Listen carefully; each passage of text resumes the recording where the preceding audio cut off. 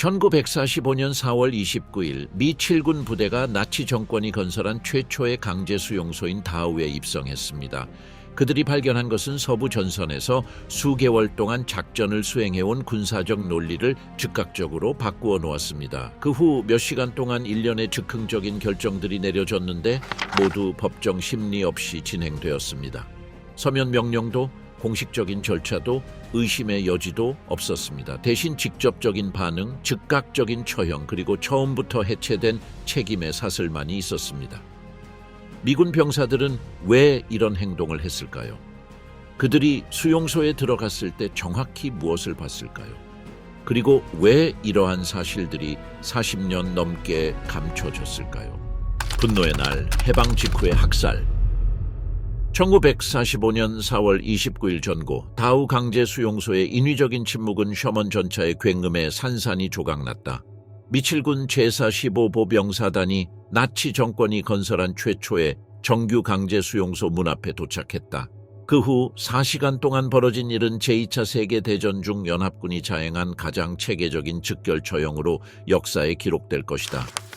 펠릭스 스파크스 중령은 157년대 제3대대를 지휘하고 있었고 그의 부하들은 정문을 통과했습니다. 독일군의 저항은 미미했습니다. 감시탑에서 몇 발의 총성이 울렸지만 백기를 든 보초병들이 내려오자 곧 조용해졌습니다.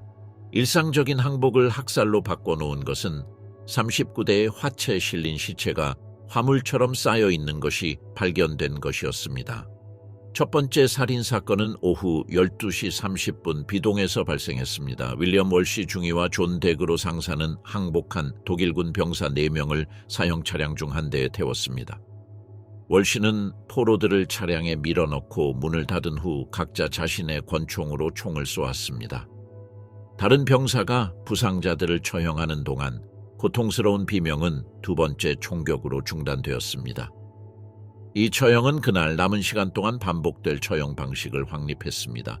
공포를 목격하고 적을 파악하고 즉시 사살하는 방식이었습니다. 가장 광범위한 학살은 석탄 야적장에서 일어났습니다. 초기 항복 이후 무장 친위대 병사 60명이 포로로 잡혔습니다. 스파크가 그들을 구금하는 동안 그는 정찰을 계속했습니다. 돌아와 보니 포로들 앞에 39경 기관총이 설치되어 있었습니다. 시체들은 강제로 줄을 서게 된 벽에 쌓여 있었습니다. 책임을 맡았던 19세 포병 대원은 충격에 빠져 독일군이 탈출을 시도했다고 소리쳤습니다. 병사에게 스파크가 튀면서 살인을 막았지만 정비 막사에 갇힌 독일군 약 20명만 살아남았습니다. 이후 진행된 군조사에서도 실제 탈출 시도가 있었는지는 확인되지 않았습니다. 증언에 따르면 이 젊은 포병은 막사에 들어가 산더미처럼 쌓인 백골 시체를 본 후 심리적 붕괴를 겪어 존재하지 않는 위협을 감지했다고 합니다. 폭력은 분산적이지만 체계적인 패턴을 따라 수용소 내 특정 구역으로 확산되었습니다. 산업지대에서는 군인들이 작업장에 숨으려던 독일인 8명을 처형했습니다.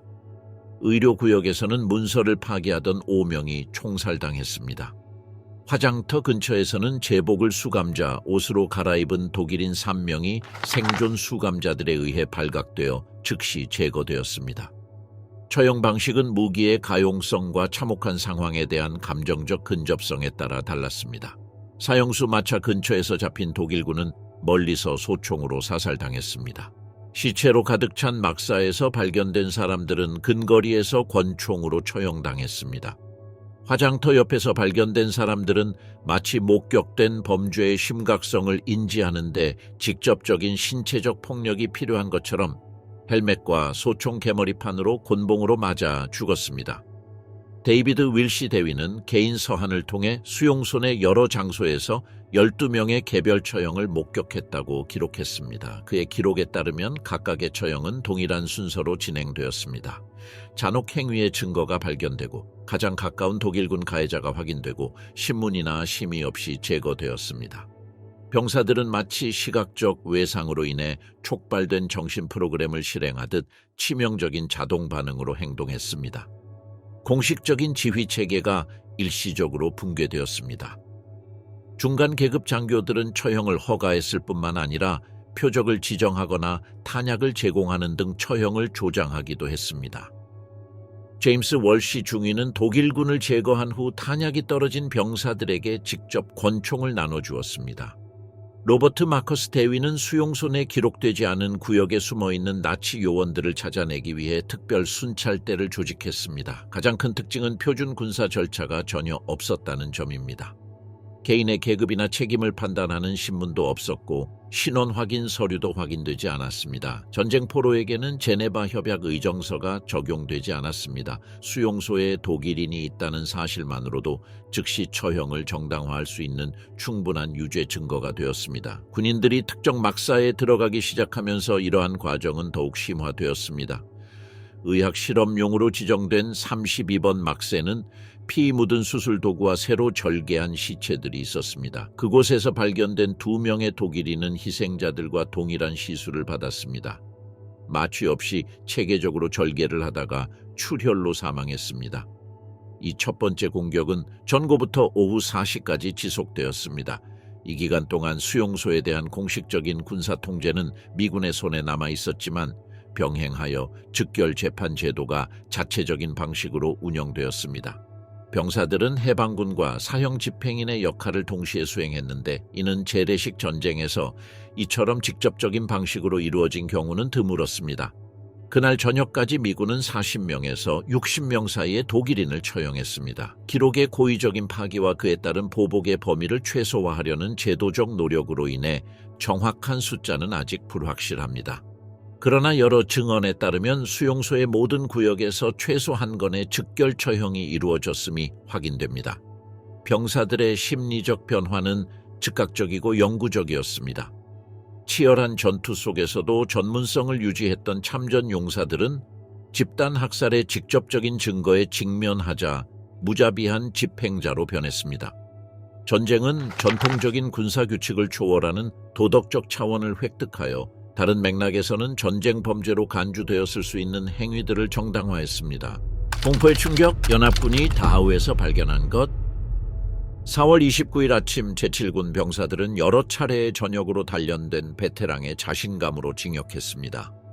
그들은 프랑스 도시들을 해방하고 라인강을 건너 독일 기갑사단을 격파했습니다.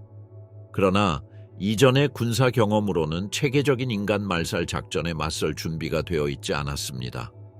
이 전투는 점진적인 것도 서면 보고를 통한 중재도 아니었습니다. 그것은 인간의 잔혹함의 한계에 대한 이전의 모든 기준점을 즉시 무너뜨리는 완전한 감각적 충격이었습니다. 첫 번째 단서는 후각을 통해 나타났다. 5km 떨어진 곳에서 전차 운전병들은 목표를 향해 전진할수록 더욱 강해지는 냄새를 감지했다. 바이에른의 봄바람에 스며든 달콤하면서도 메스꺼운 악취였다. 참전 용사들은 전투에서 죽음의 냄새를 알고 있었다. 신선한 피, 화약 폭발로 타들어간 살점. 하지만 이번 냄새는 달랐다. 더 진하고, 더 오래 지속되고, 더 농축되어 있었다. 오랜 세월에 걸쳐 처리된 산업적 죽음의 냄새였다. 출처는 기차역에서 드러났다. 문이 반쯤 열린 59량의 화차였다. 안에는 벌거벗은 인간 시체들이 여러 단계로 부패한 채 쌓여 있었다. 추위에 미라가 된 시체도 있었고 부패한 가스로 부풀어 오른 시체도 있었다. 많은 시체들이 영원히 공포에 질린 표정을 짓고 있었고 눈을 뜬 채 해방군들을 비난하듯 응시하는 듯했다. 이들은 전투에서 전사한 병사들이 아니었다. 죽기 전에 일부러 해골로 만들어버린 인간들이었다. 시체들은 의학적 이해를 뛰어넘는 굶주림의 흔적을 보였다. 반투명한 피부 아래로 갈비뼈가 보였고 팔다리는 뼈와 힘줄로 변했으며 배는 척추까지 푹 꺼져 있었다. 존 리 일병은 나중에 일부 시체들이 필사적인 탈출 시도 중에도 죽음을 암시하는 자세를 유지했다고 묘사했다. 손은 판자를 움켜쥐고 몸은 문 쪽으로 틀어져 있었고 얼굴은 존재하지 않는 구멍으로 향하고 있었다. 본관 건물에 들어서자 공포의 규모는 기하급수적으로 커졌다. 막사 사이 복도 곳곳에는 시체들이 널브러져 있었다. 어떤 시체는 벌거벗은 채였고 어떤 시체는 누더기 천을 뒤집어 쓴 채였다. 시체들은 쓰러진 자리에 그대로 놓여 있었고 아무도 묻어주려 하지 않았다. 마지막 며칠 동안 사망자가 너무 많이 발생하여 증거 처리 시스템이 완전히 무너졌다. 막사는 대량 학살의 생생한 현장을 그대로 드러냈다. 200명 수용 가능한 공간에 1,600명 이상이 수용되었다. 3층 높이로 쌓인 나무 침상에는 기본적인 생존 필수품이 전혀 없었다. 매트리스, 담요, 베개도 없이 수감자들은 겨우 잠이 들 때는 맨 판자 위에서 잠을 잤다. 바닥에는 몇 달 동안 발효된 인간의 오물들이 뒤덮여 있었다. 배설물, 구토물, 소변, 그리고 피가 섞여 반죽처럼 굳어부츠에 달라붙었다. 생존자들은 알려진 어떤 종류의 인간 고통도 초월하는 모습을 보여주었습니다. 3만 명의 사람들이 걷는 해골처럼 멍하니 바라보며 마치 기계처럼 움직였습니다. 그들은 기본적인 의사소통 능력을 상실했고 떨리는 손을 내밀어 간청하는 몸짓만 할 수 있었습니다. 그들의 몸은 수년간 체계적인 영양실조에 시달려온 흔적을 보여주었습니다. 빠진 치아, 얇아지는 머리카락, 족이 주름진 피부, 사용하지 않아 위축된 팔다리.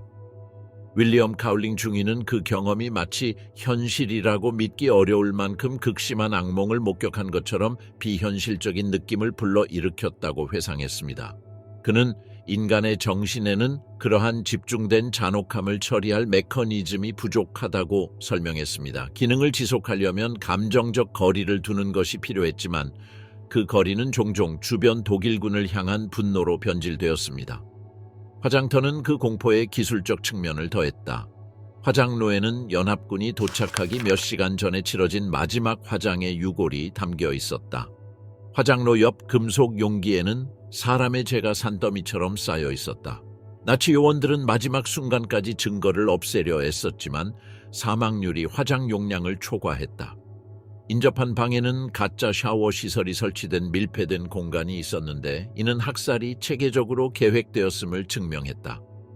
군인들의 반응은 예측 가능했지만 극단적인 심리 패턴을 보였습니다. 일부는 즉각적인 정서적 붕괴를 경험했습니다. 주체할 수 없는 울음, 탈진할 정도로 심한 구토, 그리고 충격으로 인한 일시적인 부동 상태였습니다. 다른 이들은 격분하여 즉시 신체적 보복을 가할 자들을 찾아 나섰습니다. 세 번째 집단은 방어적인 냉정함을 취했고 이는 그들을 효율적인 즉결 재판 집행자로 변화시켰습니다. 데이비드 윌시 대위는 의학실험실에서 피 묻은 수술 도구들과 신선한 절개 자국이 있는 시체들을 발견했는데 이는 과학 연구로 위장한 체계적인 고문의 증거였다고 기록했습니다. 실험용 상처를 입은 뼈만 남은 아이들의 모습은 여러 병사들을 격분하게 했고 그들은 즉시 현장에 있는 독일군에게 공격을 퍼부었습니다. 이러한 심리적 변화는 전쟁 내내 이 부대들을 이끌어온 전투 규칙을 근본적으로 바꾸어 놓았습니다. 정규군 간의 충돌을 위해 고안된 포로 치료 절차는 체계적인 대량 학살의 증거 앞에서는 불충분했습니다. 그들의 대응은 계산된 것도 계획된 것도 아니었습니다. 본능적인 것이었으며 책임 있는 시스템의 모든 흔적을 제거하는 데 집중되었습니다. 다하우에서의 전투는 이 병사들에게 전쟁의 의미를 새롭게 정의했습니다. 그들은 더 이상 적군과 싸우는 것이 아니라 대량 학살을 국가 정책으로 전환시킨 이념에 맞서 싸웠습니다. 수용소 해방은 단순한 군사적 승리를 의미했을 뿐만 아니라 그에 못지않게 절대적인 대응을 요구하는 절대 악과의 직접적인 대결을 의미했습니다. 고통의 건축, 억압의 시스템으로서의 다하우. 나타우 강제 수용소는 정치적 적들을 체계적으로 제거하려는 이념을 건축적으로 구현한 건물로 등장했습니다.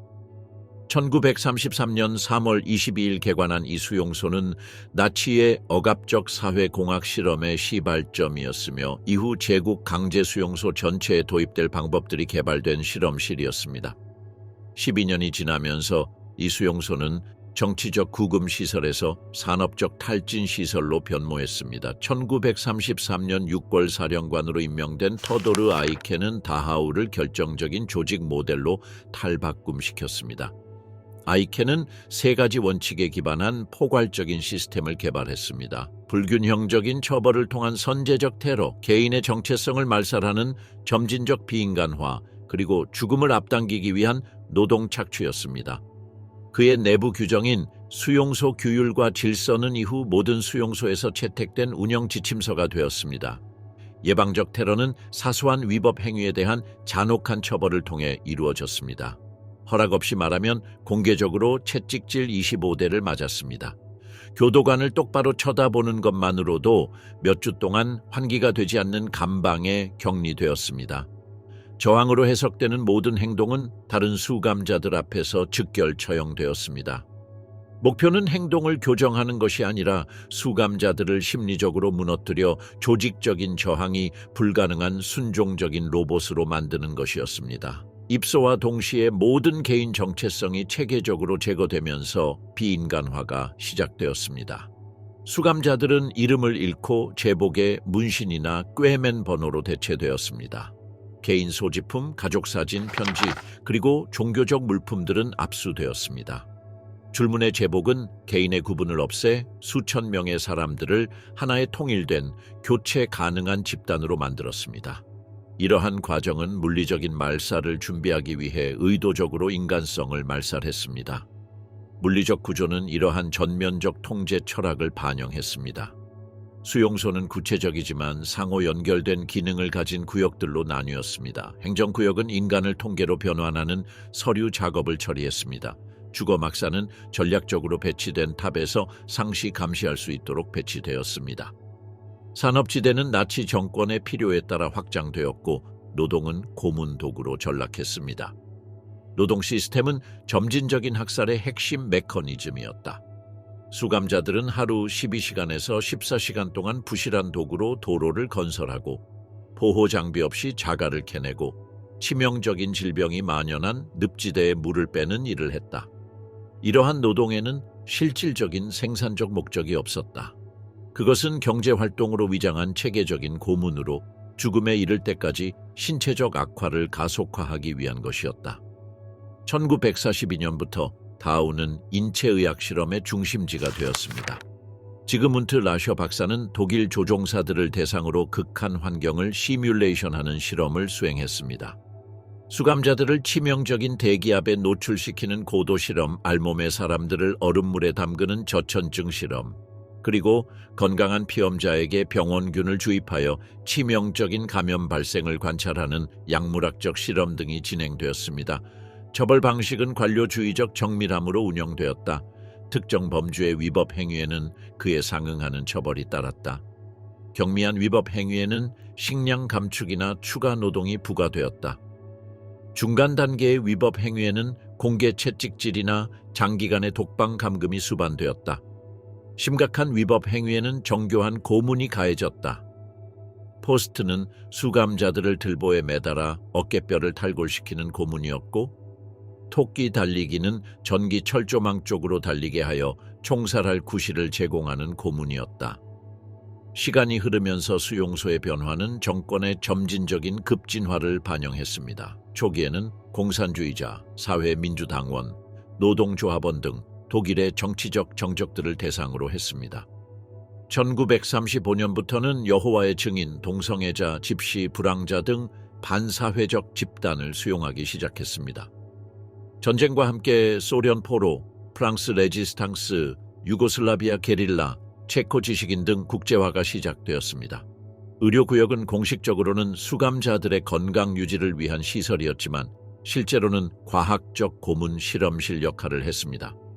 수술 기법을 연구하기 위해 마취 없이 절단 수술을 했고 인구 조절을 시험하기 위해 방사선 살균수를 사용했으며 약화된 유기체에 미치는 영향을 분석하기 위해 치명적 약물을 실험적으로 주입했습니다.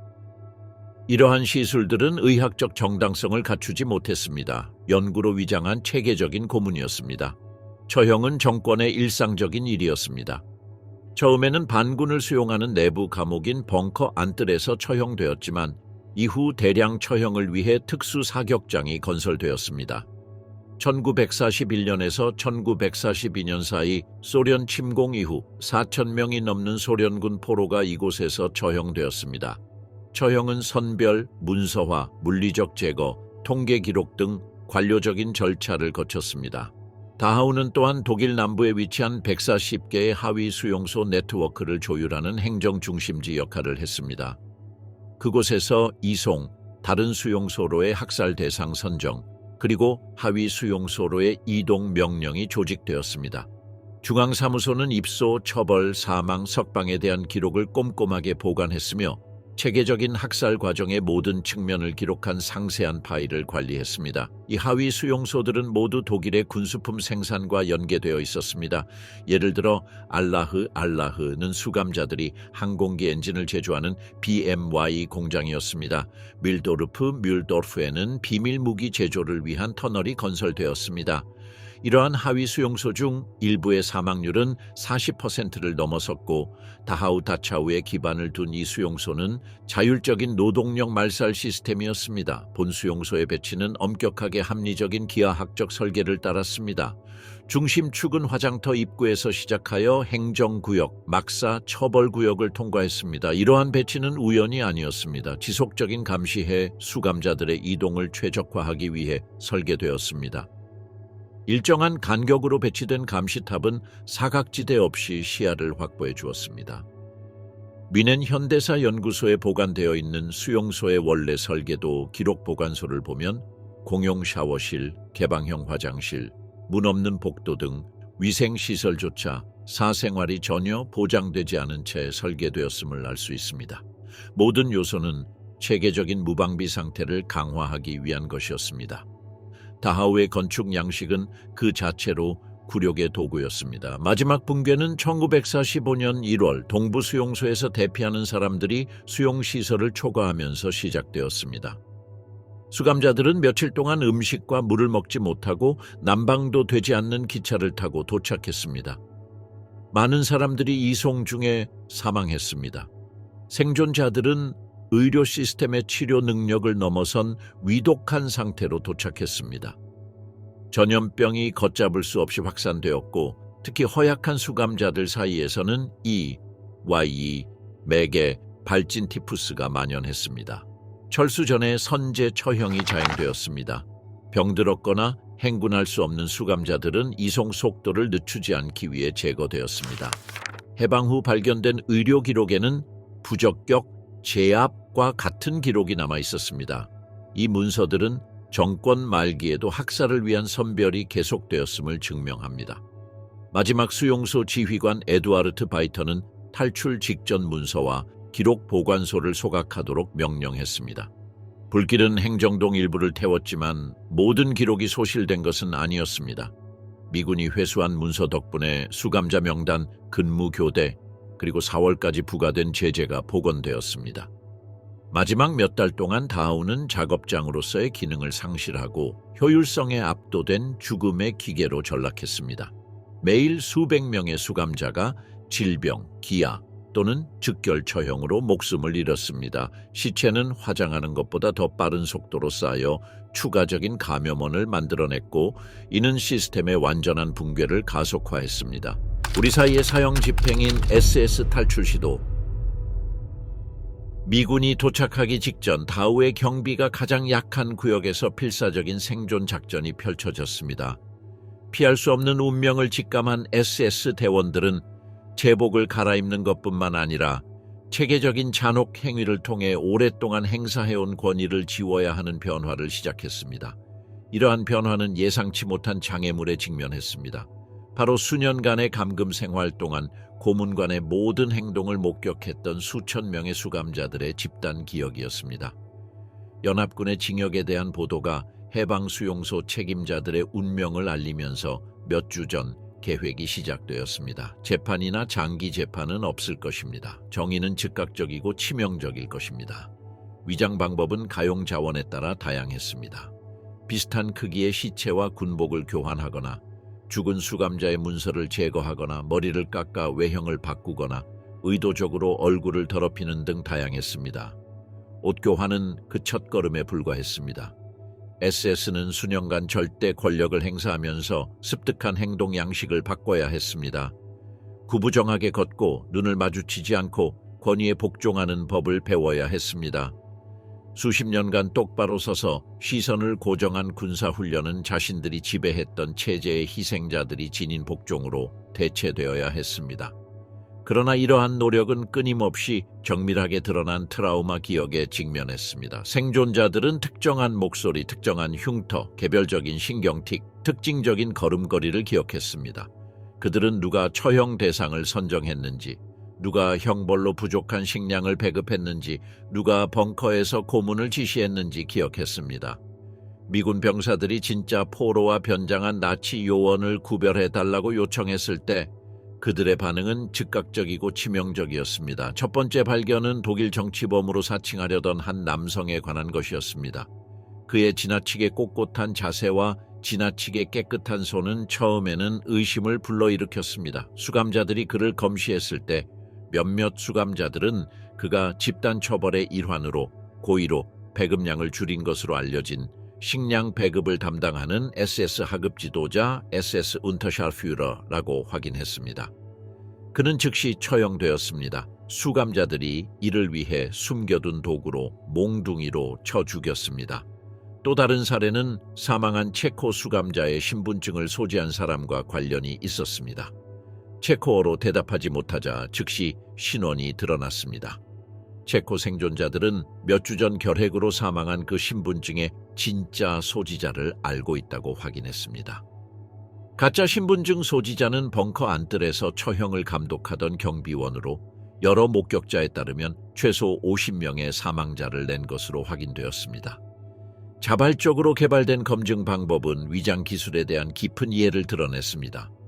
수감자들은 육체 노동으로 인한 굳은 살이 있는지 손을 검사하고 영양실조로 인한 치아 손상 여부를 확인하고 독일어 명령에 대한 본능적인 반응을 관찰했습니다. 실제 수감자들은 자동적인 복종 반응을 개발했는데 가짜 수감자들은 이를 설득력 있게 재현할 수 없었습니다. 미군은 이러한 신원 확인의 효과를 신속하게 검증했습니다. 여러 사례에서 그들은 피고인들에게 구체적인 증거를 제시했습니다. 정확한 처벌 날짜, 특정 피해자의 이름, 개별적인 고문 방법에 대한 설명 등이 그것입니다.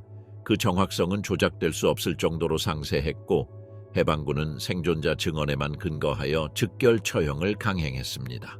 수감자들이 사용한 또 다른 수법은 수용소의 일상적인 일과를 재현하는 것이었습니다.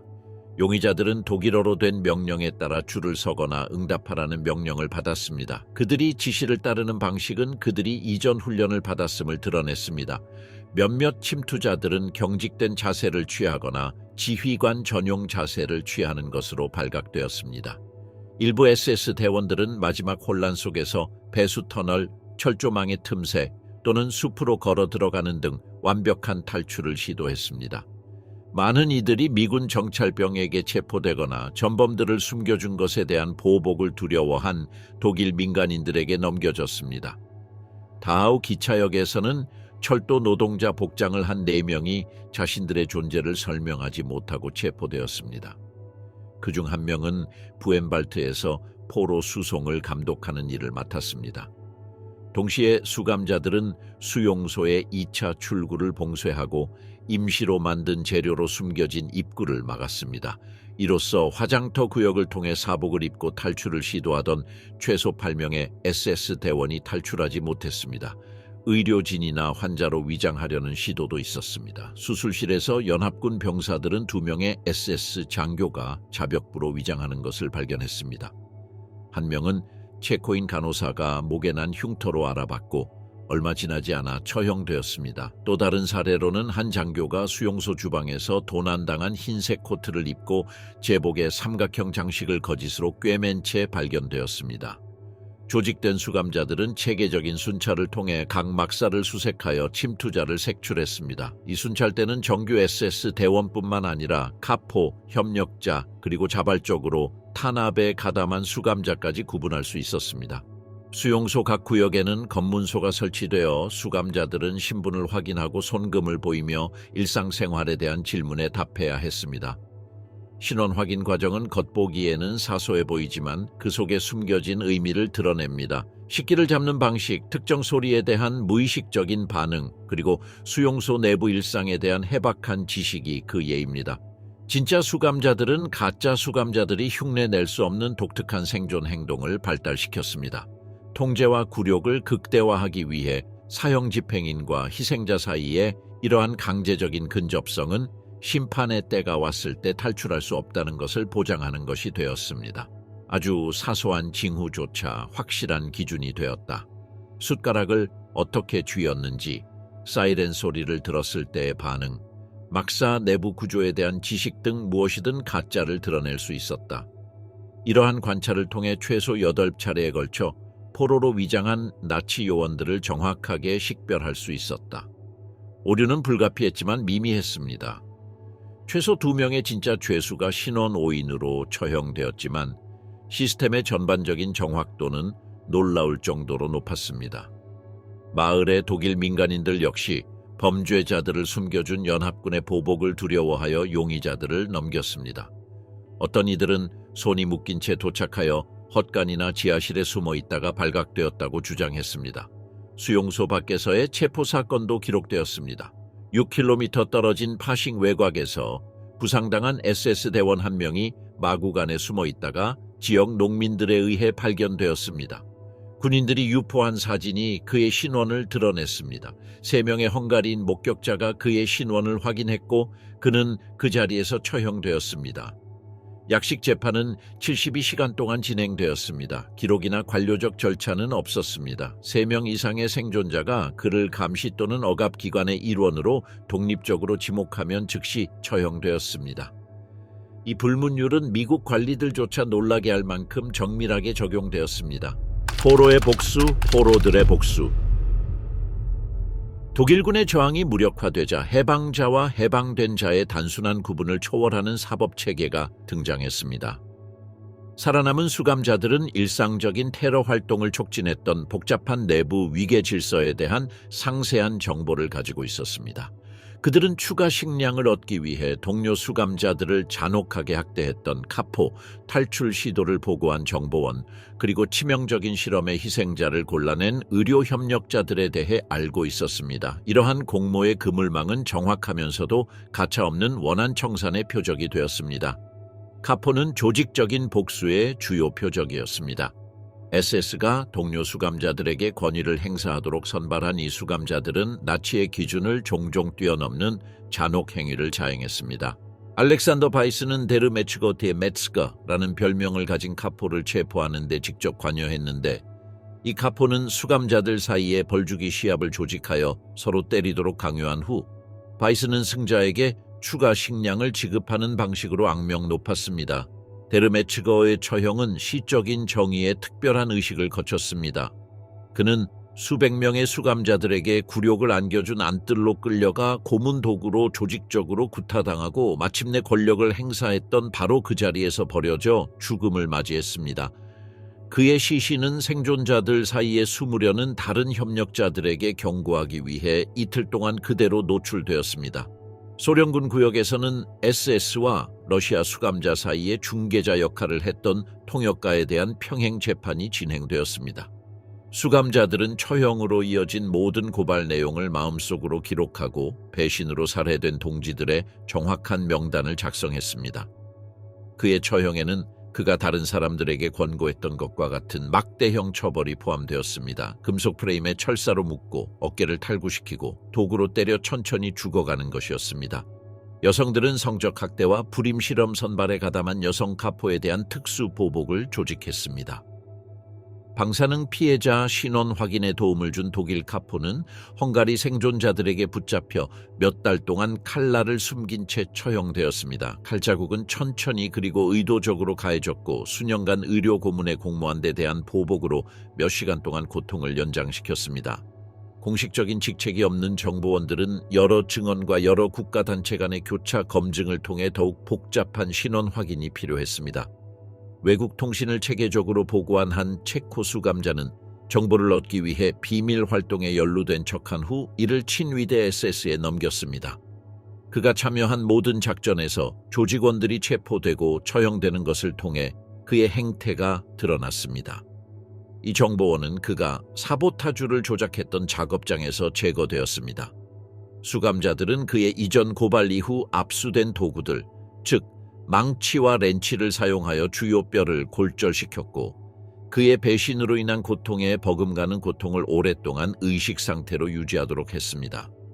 이 과정은 밤새도록 지속되었고 그동안 다른 수감자들은 그의 고발로 희생된 사람들의 이름을 읊었습니다. 병원은 실험이나 안락사 대상자 선정에 참여한 의료 보조원들에 대한 특별한 보복의 현장이 되었다. 이 협력자들은 아이러니하게도 자신들이 조장했던 바로 그 시술, 즉 극도로 고통스러운 물질 주사, 마취 없는 수술, 그리고 극한의 온도 노출에 시달렸다. 수감자들은 무고한 희생자들에게 사용했던 것과 동일한 실험 절차를 고의로 적용했다. SS에 의해 하위 직위로 승진한 수감자들을 파악하기 위해 행정 변경에서도 수색이 이루어졌습니다. 일부는 통역, 의복이나 식량 배급, 또는 야간 경비원으로 근무했습니다. 모두 처형된 것은 아니지만 최소 12명이 공개 구타를 당하고 수용소 내 영향력 있는 직위에서 폭력적으로 해임된 것으로 기록되어 있습니다. 화장터에서 폴란드와 프랑스 수감자들이 작성한 명단이 담긴 숨겨진 메모가 발견되었는데 여기에는 정권 말기 몇 달 동안 내부 협력 내역이 상세히 기록되어 있었습니다.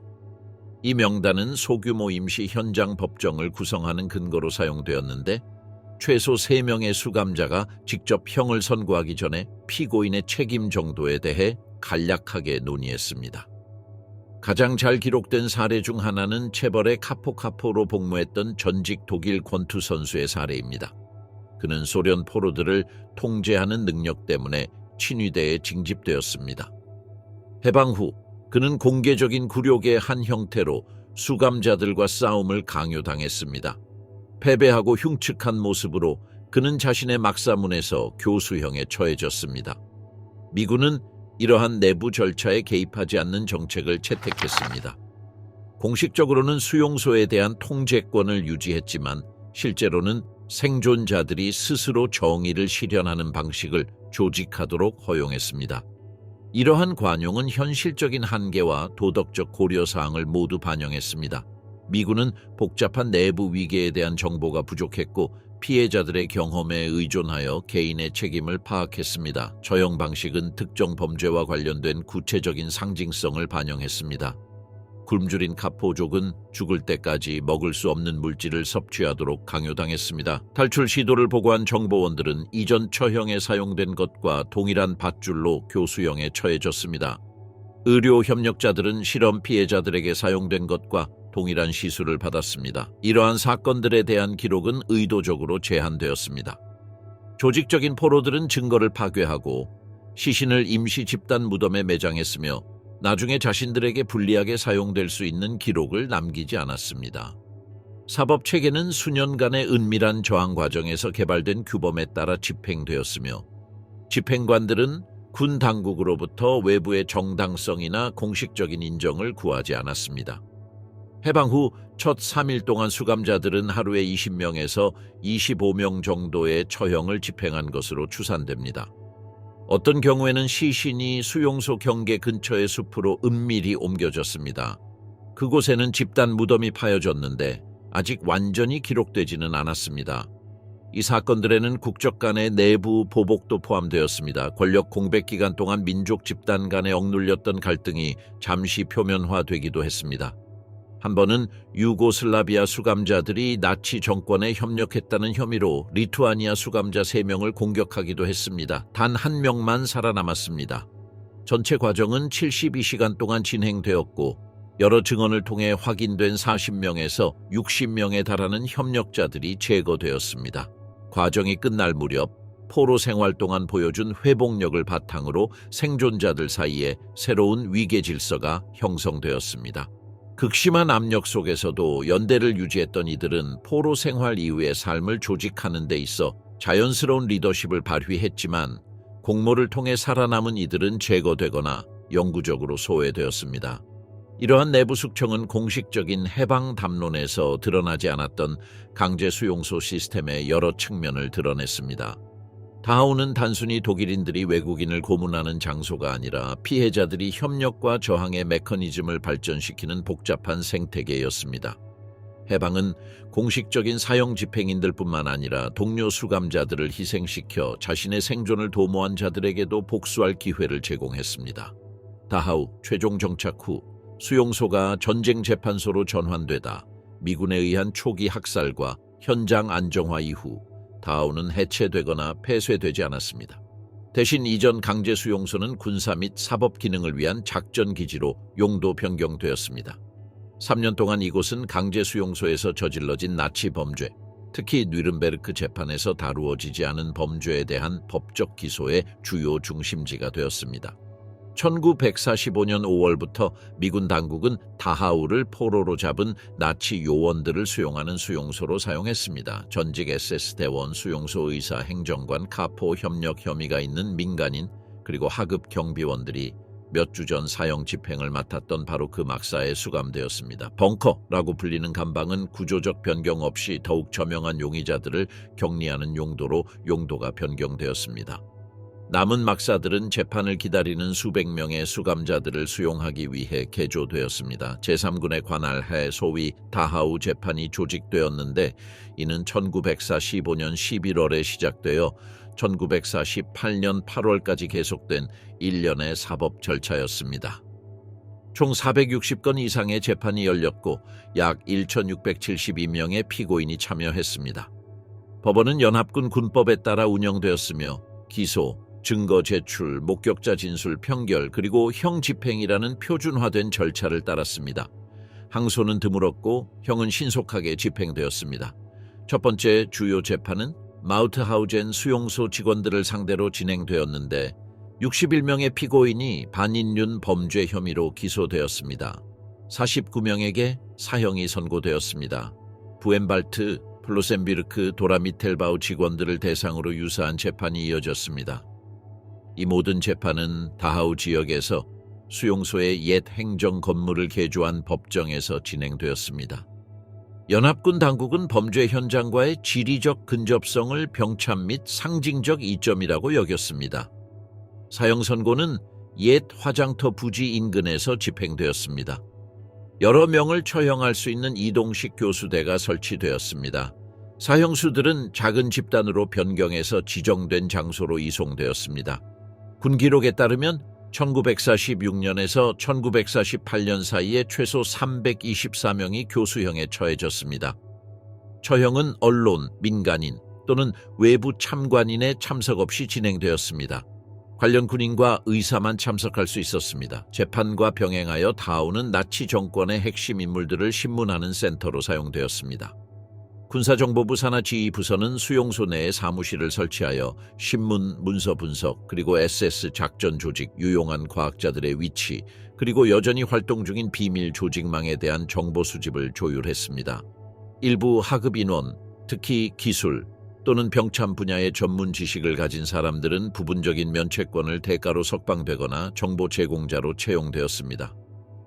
이러한 수용소의 재차용은 대중의 인식 속에서 상징적으로 표현되는 모습과는 대조적이었습니다.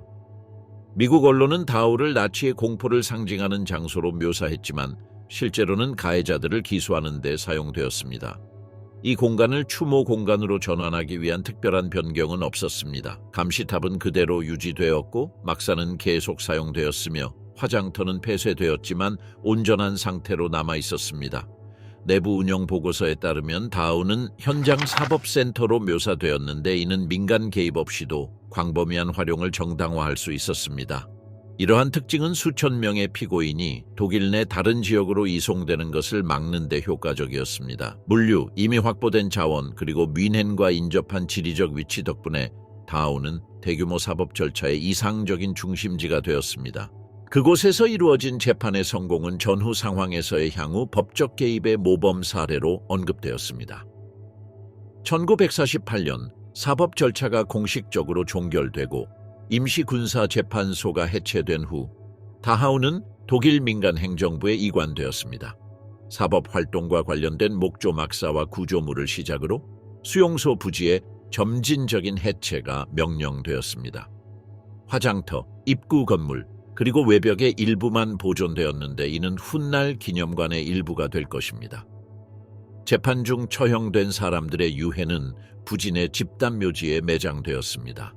기념비나 기념명판은 세워지지 않았습니다. 처형 관련 기록은 수십 년 동안 기밀로 분류되어 버지니아주 포트벨부아에 보관되었습니다. 재판의 공개 복원은 수십 년 후 기록 보관소의 압력과 희생자 유족들의 요구로 문서의 일부 기밀이 해제되면서 시작되었습니다. 이 3년 동안 다우는 산업화 시대의 공포와 군사적 합법성의 시대라는 두 시대를 잇는 과도기적 공간으로 기능했습니다. 그곳에서는 학살, 약식 재판, 공식 재판, 행정적 처형, 그리고 마침내 관료주의적 종결이 이루어졌습니다. 1945년에서 1948년 사이의 다하우 역사는 나치 탄압 기구에 적용된 즉각적인 책임 추궁 과정에서 잘 알려지지 않았지만 중요한 단계를 보여줍니다. 기억이 아직 우선순위가 아니었고 작전상의 기능성이 서사를 지배했던 시기였습니다. 군사적 침묵, 미 육군의 은폐. 다하우 학살 사건은 미 최고사령부의 전례 없는 딜레마를 안겨주었습니다. 연합군은 제네바 협약을 정면으로 위반하여 수십 명의 독일 포로를 약식 처형했습니다. 이에 대한 제도적 대응은 40년 동안 이 사건을 기밀로 유지하는 은폐 작전이었습니다. 이는 충분한 정치적 동기가 있을 경우 군이 역사적 서사를 통제할 수 있는 능력을 보여주는 사례였습니다. 펠릭스 스파크스 중령은 4월 30일 첫 공식 보고서를 제출하며 적의 저항을 최소화하며 목표 지점을 성공적으로 점령했다고 설명했습니다. 이 문서는 의도적으로 즉결 처형을 생략하고 독일군 사상자를 항복 중 전투의 결과로 규정했습니다.